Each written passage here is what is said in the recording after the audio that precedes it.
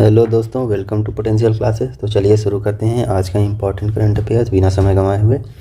तो देखते हैं आज का पहला क्वेश्चन है कि जो ये 1 मिनट ही पेन क्यों नहीं चल रही है।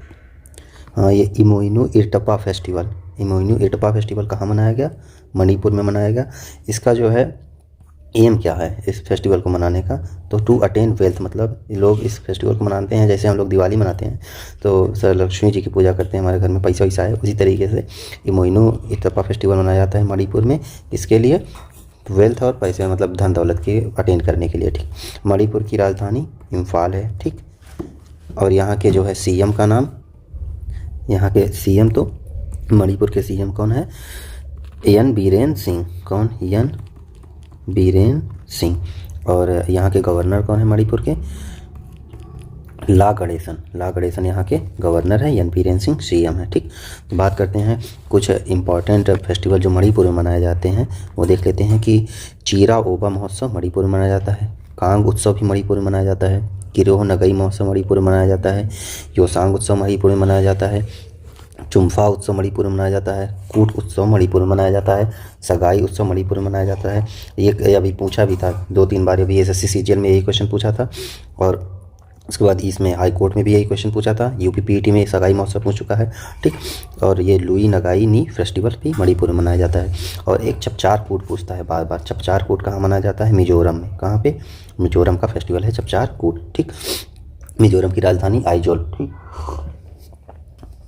और उसके सीएम कौन है मिजोरम के? जोरम थंगा। ठीक, तो ये तो सारी रही मणिपुर से रिलेटेड बात करते हैं अगले क्वेश्चन की। अगला क्वेश्चन है all India annual state minister conference on water, मतलब ऑल इंडिया की जो है स्टेट मिनिस्टरों की कॉन्फ्रेंस जो है वाटर पे, वो कहाँ हुई है? भोपाल में। भोपाल कहाँ की राजधानी है? मध्य प्रदेश की। इसके सीएम कौन है? शिवराज सिंह चौहान। इसके गवर्नर कौन है? मंगू भाई छगन भाई पटेल।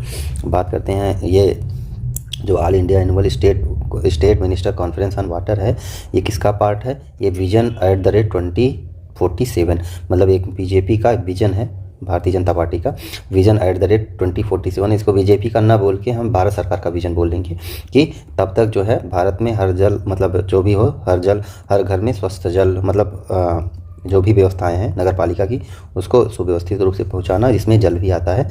तो इस वजह से ये मिनिस्ट्री का जो है कॉन्फ्रेंस हुआ है। ठीक, तो बात करते हैं अगले क्वेश्चन की। अगला, हाँ, अभी भोपाल की बात आई है तो एमपी में ही ऑल इंडिया यूथ गेम, मतलब all India youth games MP में होंगे 2023 में।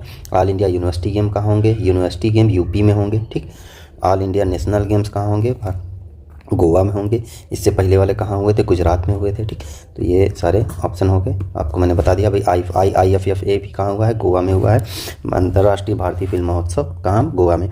तो ये सारी जो बैकग्राउंड इन्फॉर्मेशन थी वो भी मैंने आपको दे दिया। बात करते हैं अगले क्वेश्चन की। अगला क्वेश्चन है आर्कान्स ऑफ ECI, यहाँ election commission of India, ECI का फुल फॉर्म है। ये आर्टिकल 324 में आता है, आर्टिकल 324 में।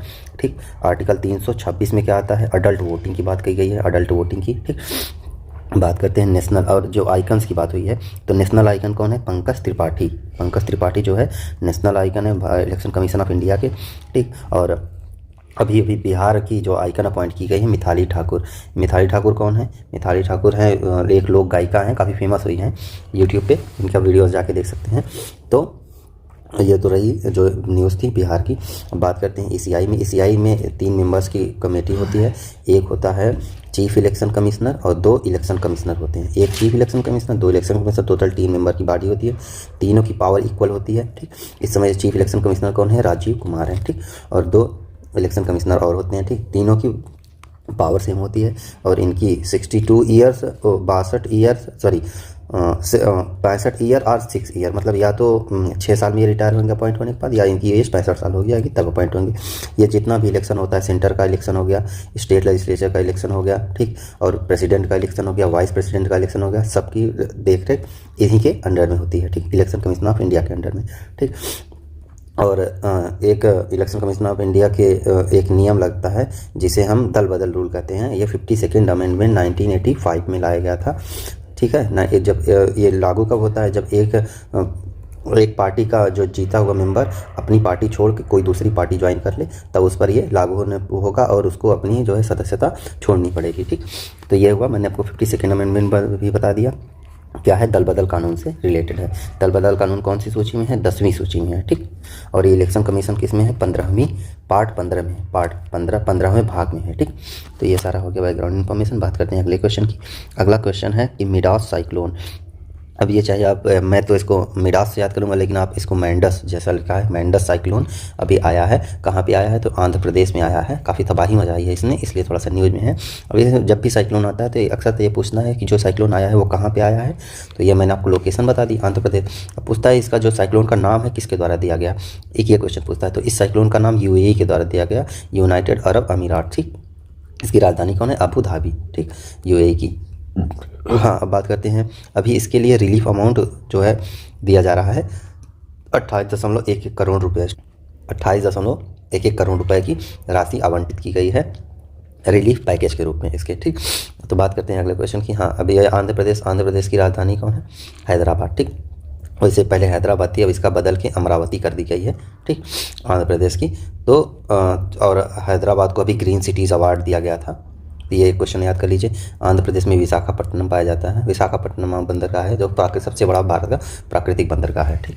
बात करते हैं अगले क्वेश्चन की।